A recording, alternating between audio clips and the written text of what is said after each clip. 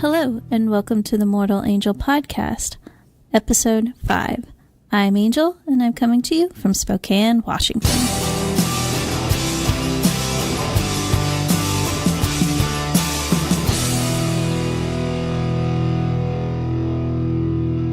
I'm a little disappointed that I wasn't able to get more podcasts recorded during my summer break. 2 whole weeks, and I thought, wow, that's an awesome amount of time. I will be able to get so much done. But then I got nothing done. My social events started booking up, had parties to go to with graduation season, barbecues, because the weather's been so nice. And it really turned out to be a very busy 2 weeks. I'm glad. I don't regret having done all of those things and spent time with people. It was just unexpected. On today's episode, we're going to talk with Jim. He is undertaking a very interesting project called Troubles in Paradise. He is the treasurer for the Spokane Secular Society, and he's also a member of the Inland Northwest Free Thought Society.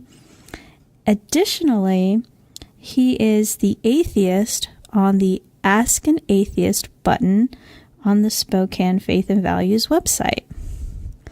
So, he'll talk to us about his project. I think it'll be very interesting.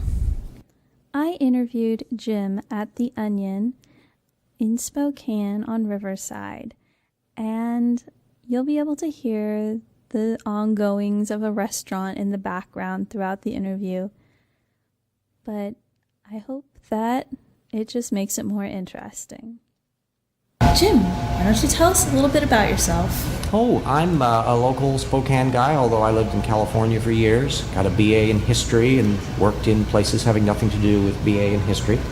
But along the way, I've gotten really interested in the creation-evolution debate, partly from dinosaur interest back in the 1980s when creation science was just getting started. And then after that, the intelligent design movement that I bumped into directly here because one of the big poobahs at the Discovery Institute, Steve Meyer, used to be a teacher up at Whitworth, so I would haunt some of his lectures and that. And one thing led to another. And I've been busy at that. Tell us a little bit about Troubles in Paradise, your recent project. Yeah, I had come to understand that something more interesting than just religion and politics is going on in the anti-evolution movement, that there's a cognitive methods underpinning that explains why people are doing what they're doing and thinking the way they think. And so by the early 2000s, I had realized that there was a common methodology. How are you guys today? Can I get you something to drink? Oh, nothing at the moment. Okay. That there was a common methodology to all anti-evolutionists that had nothing whatsoever to do with their religion and politics. They don't really pay attention to a lot of sources. They get a lot of their stuff secondarily without actually investigating it. They don't really think through what they think happened, and they don't really have any standards for accepting evidence, only methods for rejecting them. That was really clear from all the different anti-evolution material that I've studied, and that then extended on a larger scale to this is how everybody who thinks things that aren't really true is approaching it. It just happens to be that that's the creation-evolution example. So what is your vision for how people will interface with TIP? There are a couple different ways. One is the massive amount of material that's already up, which involves reading their PDF files. And there's comment sections, so anybody who wants to put feedback on the project can do that quite easily. There's window sections for thing, and I check the site daily, so I respond and can reply to that directly. And then I've been still hoping for all the people that are on Twitter, at RJ Downard, that, and there's a link to that at the TIP website to boot. Twitter has an unbelievable advantage. It's an instantaneous global telegram system. I can, in principle, function online. People can ask me questions about material in the book or things that aren't in the book yet because it's an ongoing project, and they can get real-time responses on that. You can say, well, what about this particular thing? Or have you heard anything about that? And I can share myself. You can pick my brain real-time.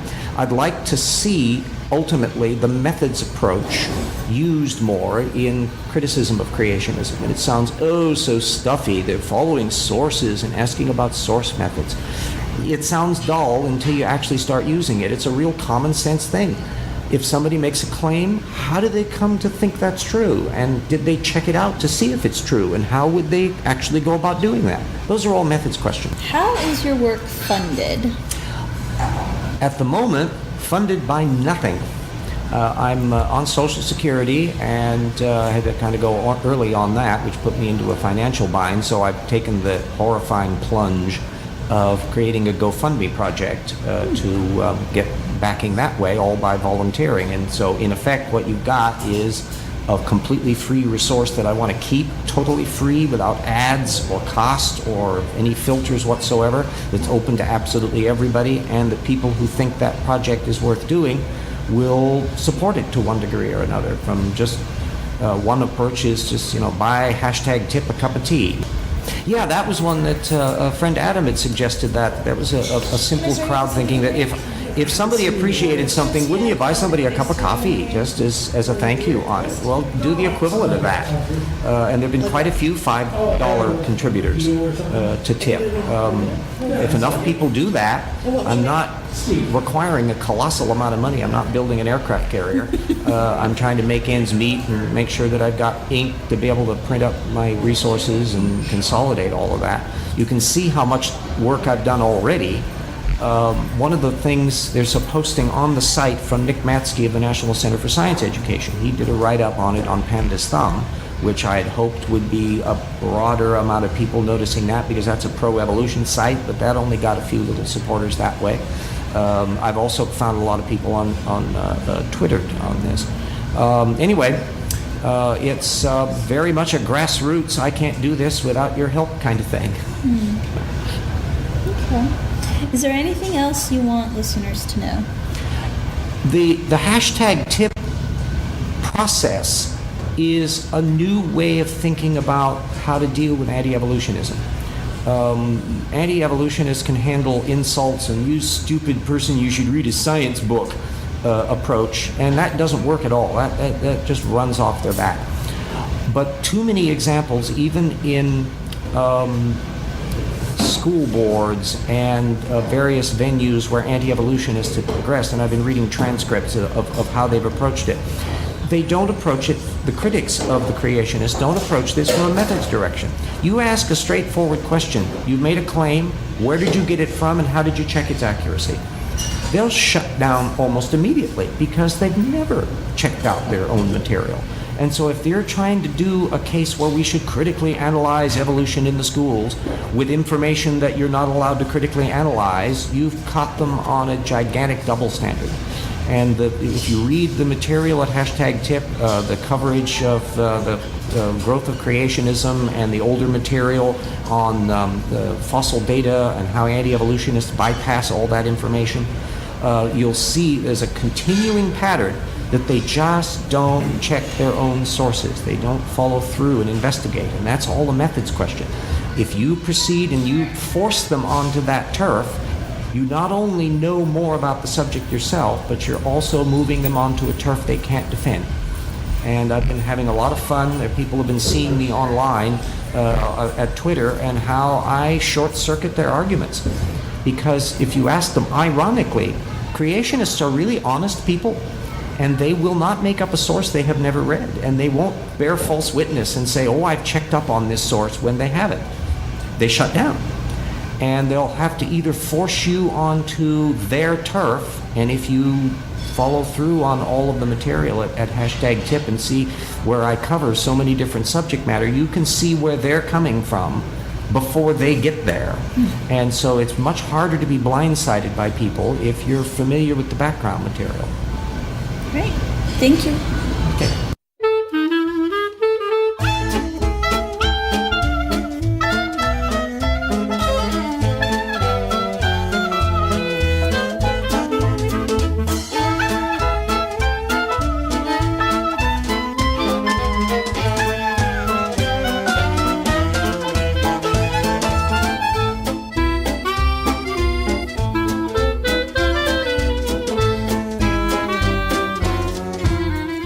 Today's tip is in honor of June being LGBT Pride Month. I think Spokane gets a rap that there is no LGBT community, and that's not true.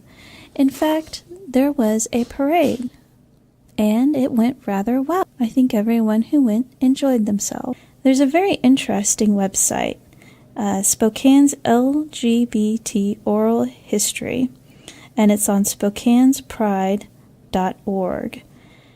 And it's a work in progress. They're constantly going through and updating it.